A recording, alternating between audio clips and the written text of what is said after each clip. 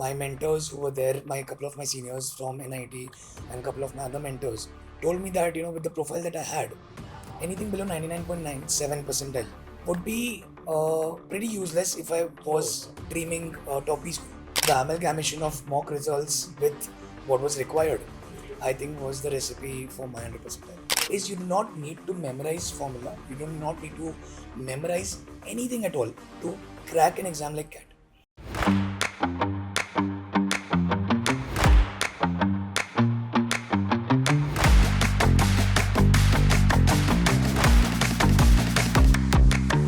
Guys, welcome back to our channel. In today's episode of My First Job, we have Rishi Mittal. Rishi Mittal is the co-founder of CAT with M and is an alumni of IIM Bangalore. On paper, he has a dream resume. I just wanted to understand his journey from doing his MBA in IIM Bangalore to doing something entrepreneurial. So Rishi, hi, welcome to Inside IIM. Hello, Seth. Good evening. Good evening. Hi. We'll first start with your introduction because a lot of people might be seeing you for the first time. So we want to kind of set up the context before we start our conversation. Absolutely. So hello everybody, I am Rishi Mittal. I did my undergrad from NIT Surat in civil engineering. So as you might have guessed, I was a very average student that ways because I had a huge JE rank. So anyways, went to NIT Surat, did a couple of internships there. Was fortunate enough to crack CAT in my first attempt, got a 100 percentile, got into IIM Bangalore. I interned in a general management role. Fortunately, and with of course the right efforts, got into a consulting role post my MBA with Accenture Strategy. I was with Accenture Strategy for almost 2.5 years before I decided to pursue my passion of teaching. In your intro, I mentioned that on paper you have the dream resume because a lot of people, they dream of going to IIM Bangalore, scoring 100 percentile, eventually doing their own startup, because that's what a lot of students are planning. Because we visit B schools and we see everybody there, they want to do something entrepreneurial. So that's really good to see. But let's dissect your story one by one. Let's start with you scoring 100 percentile.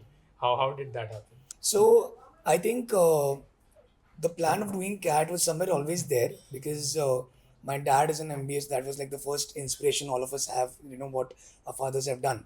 That got cemented as soon as I got into my engineering. So when I was in my second year doing civil engineering, I understood that it's not the right place for a dust allergic person to be, right? So pretty much my trigger point to look for a shift. I started preparing for CAT and yes, the journey was very interesting, very fun. So it was a 1.5 year journey. I gave CAT in 2019 November.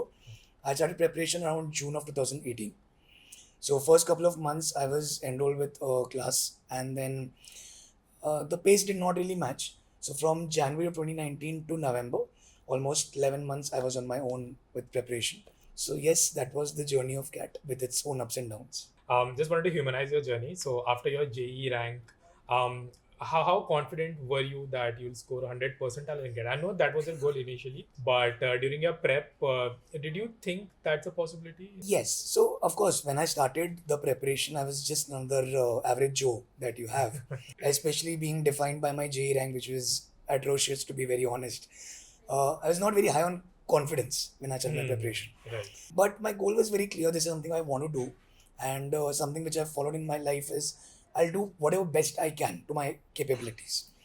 So once I had my concepts clear to a certain level, and I started giving mocks and all of that, so pleasantly surprising results in mocks, which were hinting that yes, there is a possibility I could go for 100. But apart from that, once I was deep into the preparation, my mentors who were there, my couple of my seniors from NIT and a couple of my other mentors told me that, with the profile that I had, anything below 99.97 percentile, 99.97, that's a huge number to think of, would be pretty useless if I was dreaming top B school. So with such hopes and dreams and such targets, I had to go all in. The amalgamation of mock results with what was required, I think, was the recipe for my 100 percentile. Right. Pretty interesting. You mentioned that your teaching is your passion, right? That you're following right now, fortunately. Just wanted to understand. So teaching is your passion. How does a passionate teacher learn? Because I'm sure when you were a student, you also had some curiosities, and I'm sure you did CAT prep on your own, if I'm not To an wrong. extent, yes. To an extent, yes, right? Yeah. What were some of the things that you think you did right that you still kind of try to imbibe in students that you mentor? So I always believe in concepts. More than believe, I think I have to because I have a very bad memory. So you think from first So principles as well. yes, so I still remember the day I went for my CAT exams. People were there with their revision sheets and formula sheets and all of that, and I was just there with my like my box of sandwiches. That's it. Oh wow. So one thing which I have very strongly believed as a student and something which I try to imbibe into my students is you do not need to memorize formula. You do not need to memorize anything at all Hmm. to crack an exam like CAT. And I think I am one of the examples of a person who has done that. When I did even like lot of people say that quant is something you need formulae, right? Mm-hmm. Yeah. But no, I did even quant without any formula, just first principle. And fortunately, I ended up getting a 99.99 percentile in quant as well. Wow. So I think that sort of speaks for itself that if your concepts are strong, if your foundation is cemented, you can glide through this exam very well.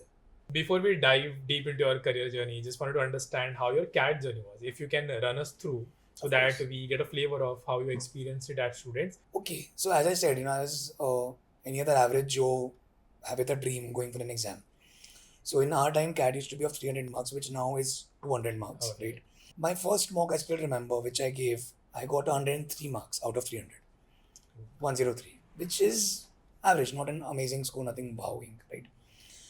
And from that score of 103, in actual CAT, I got a 245. So I think that journey is what highlights the kind of efforts and discipline which went in. This is something which I preach to all of my students and peers and everybody. That CAT is not like other exams, like JE or UPSC or CA. This is a more first principle aptitude exam if you do it right. So my preparation was of two things. One is of course concept building and what I'm going to do with a question. But second, I think a lot of people miss out on the fact that you need a certain exam taking skills. Exam taking skills. Yes, I think all of us have heard this in one form or another, but doing a question right is important, but doing the right question is more important, Oh, especially in CAT. yeah. So there could be probably two DLR sets, which I know I can do both of them, but one might take 10 minutes, one might take 12, and I just have 10. So it doesn't make sense. I go for the 12-minute one. So through mocks, what I used to do is test different strategies. So I was never good at VRC, by the way. Okay. I was so bad. In our time, VRC used to be 102 marks, the total section. For the longest time, my range of scores in VRC used to be between 18 to 25 out of 102, Okay. which very clearly was my weak section. So I used to try to a lot of strategies, reading the RC first, then questions, or reading the questions first and then RC, doing one RC and then VA. I didn't know what was right. So I think giving more mocks is a luxury that way, that you get to test a lot of your strategies, a lot of combinations, and figure out what works best for you. Because CAT is something which very well proves that one shoe does not fit all. I cannot give you one strategy which will make every viewer 100% dialer, Yeah. right? So all I'll say is keep experimenting till you actually find what works for you. And for me, VRC was important because DLR and Quant were coming relatively intuitively to me. That is one way to look at it. Another way could be I just didn't practice VRC. So as I was saying, I did not really practice VRC a lot, and that is something I realized was a mistake. The human tendency is to keep doing stuff which is comfortable to you and not really take things head on which you. Hmm. But I came to a realization that CAT is something which you cannot do with just one or two sections mastery. Hmm. You need to be able to figure out all three sections. As much as I knew to capitalize on my strengths of DLR and Quant, once I realized that without VRC I'm not going to be able to make it to the top B schools, I dedicated a disproportionate amount of time to make my weakness good enough for me to get the top calls. Hmm. Like even if you look at my scorecard, DLR is 100 percentile, Quant is a 99.99, VRC is 98 point something. I know it doesn't sound great, but it was good enough for me to get into the top B schools and get a 100 percentile overall. So if you're able to balance all three, nothing like it. Right. But if not, this should be bare minimum that you are able to clear the rest of the cutoffs. Right. That's beautiful, and it worked well for you. I mean, you scored 100 and you eventually landed up in Bangalore. Yes. Yeah. Were you hoping that? I was. I mean, it came as a pleasant surprise, of course, when you do get your mark sheet, the answer key that is there with CAT. The score came out and it was in the range of expected 100 percentile. But of course, you don't know until the official results are out. Then, yes, pleasantly, that is what happened. Post that, I knew that I had a very practical shot towards the top E schools of the country because I had gotten the score which was told to me to get a shot at these colleges. I mean, it worked well for you. Your category score 100, and eventually you landed up in IIM Bangalore. Because Bangalore is known to, in their selection criteria, they are known to have weightage on work experience. So without having work experience, how do you think you managed to like get in? Of course. So, when a person goes for the next steps after CAT for a B school, there are a lot of things which are a part of it. From your education background, from your other diversity sets, your work experience, your academics, your CAT score, of course, your written ability test or GD. Different colleges have different parameters. Your interview. So, a lot of things come together to give you a composite score, which eventually decides whether you are going to a college or not. So I was pretty much aware that being a gem, the general engineer male, and that too a fresher, I was having a little disadvantage on the couple of buckets which are there. So then I sort of very meticulously and consciously put in efforts to give my best in the interview processes. Got it. Right. Mhm. And I had converted IIM Bangalore, IIM Calcutta, and other colleges as well.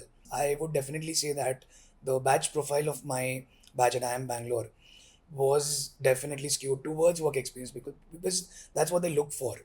So I think being a general engineer male fresher in IIM Bangalore in that batch was definitely something unique. Right. In hindsight, when you think about things, what were some of the things that felt like play to you in Bangalore, which you think in retrospect really worked in shaping up, who you are and what you are like doing right now? There were a lot of things that way because MBAs are famous for pure learning and a lot of other such fancy words that you don't get to sleep, you don't there are a lot of things which are there Right. around MBA, and they are partially true. So I'll bust a couple of myths over here. Yeah. So MBA, it's not that you don't get sleep. The academic pressure is not that much. I'll be very honest. What keeps you up is the FOMO, Oh. right? Because there's so much to do and so much to learn from every single person over there that you feel that by sleeping I'm wasting this golden opportunity. You have extracurriculars, you have activities, you have case competitions, projects, internships, networking events, so on and so forth. And there's so much to learn from everybody at campus, be it students or the faculty, right? So I think a couple of things which worked well for me personally is the early realization that the most valuable thing that I'm going to take out of this campus is the people that I know, right? Yeah. So I think I focused quite a bit on that. But of course, I will not use the word network because that has very negative connotation to it. So I believed in actual real connections with friends, with people there, doing good work with my faculty, a couple of projects with, what the faculty was doing with the government. So I think that exposure overall is what helped. That's one. Second thing which really worked well for shaping who I am is accepting that I don't know stuff. Oh, beautiful.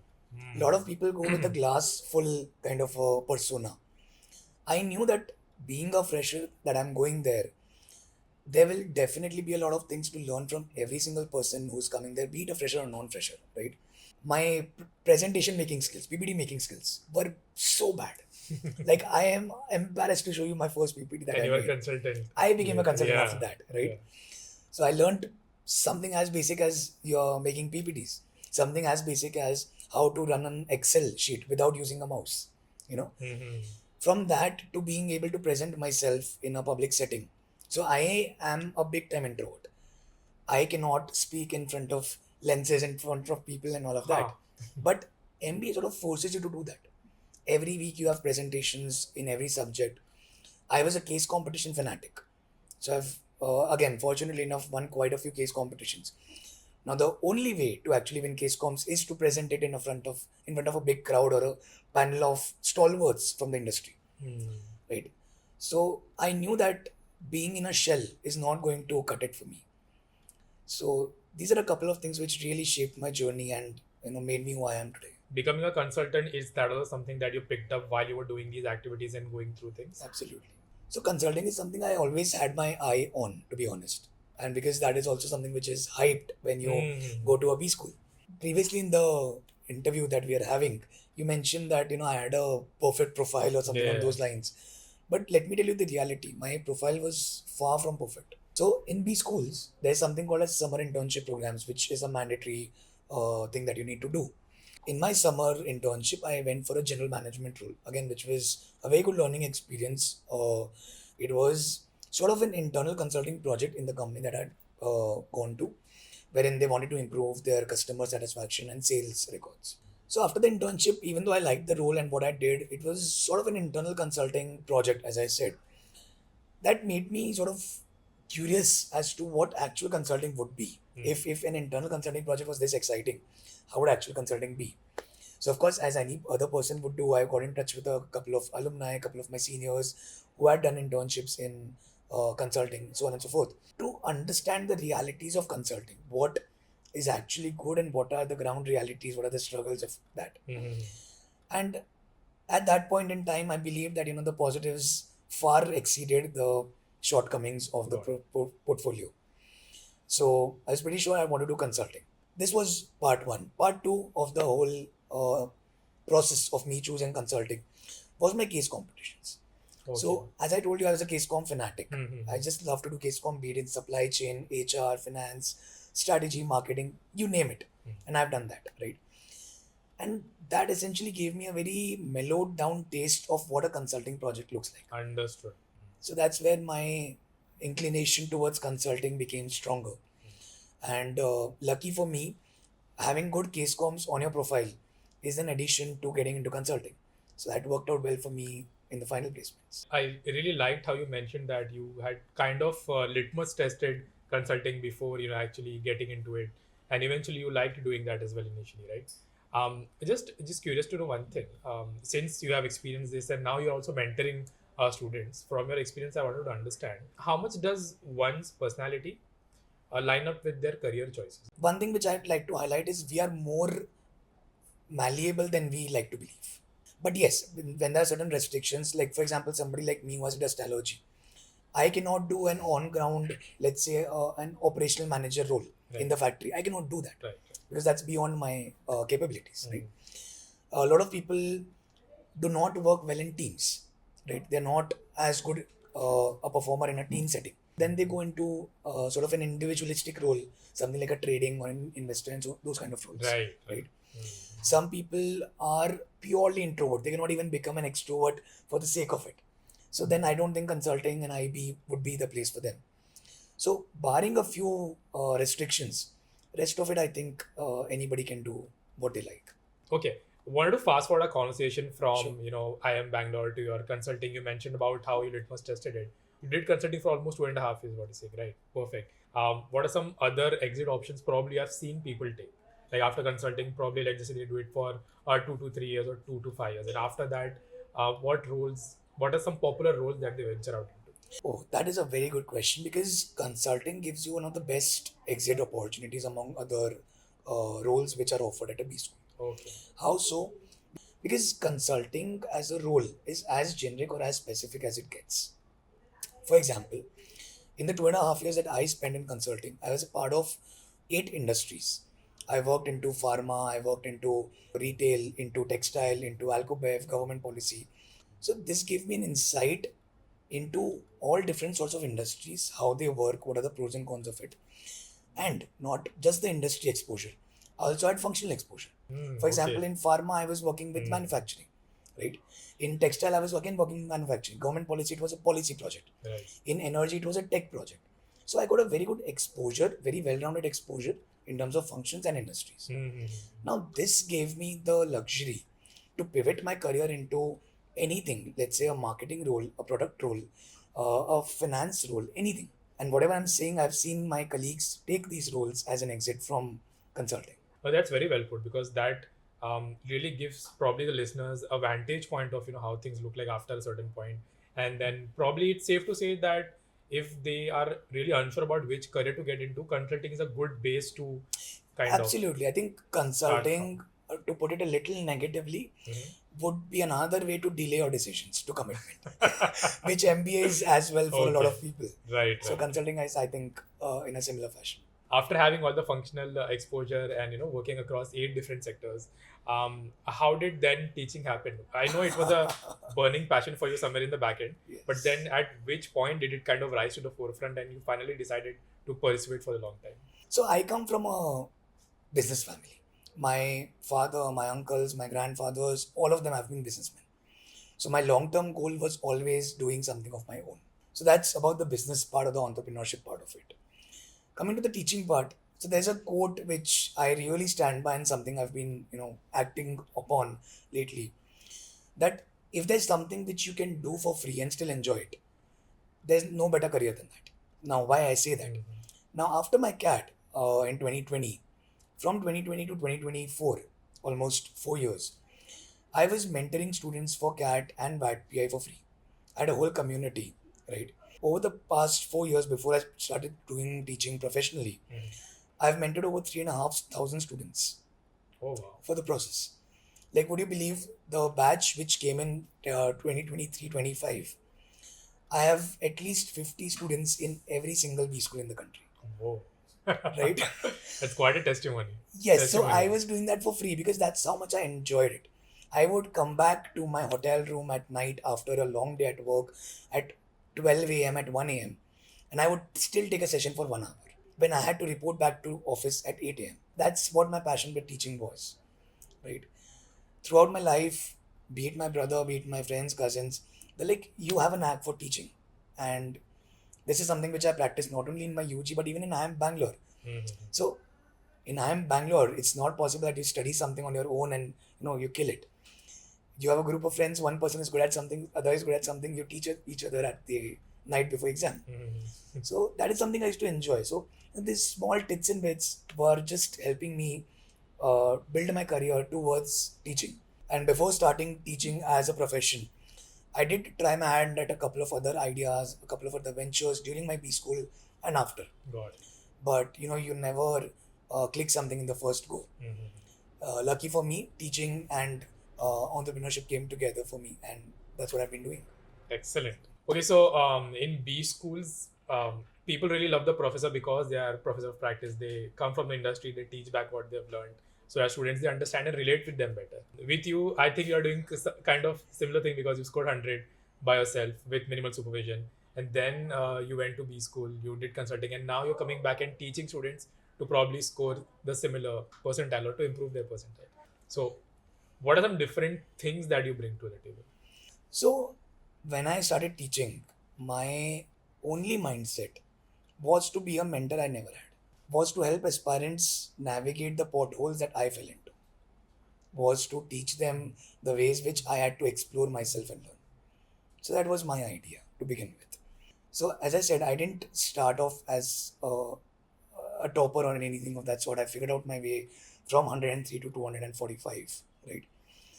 So I have seen what being a 1995 percentiler is, and I've seen what makes a 100 percentiler.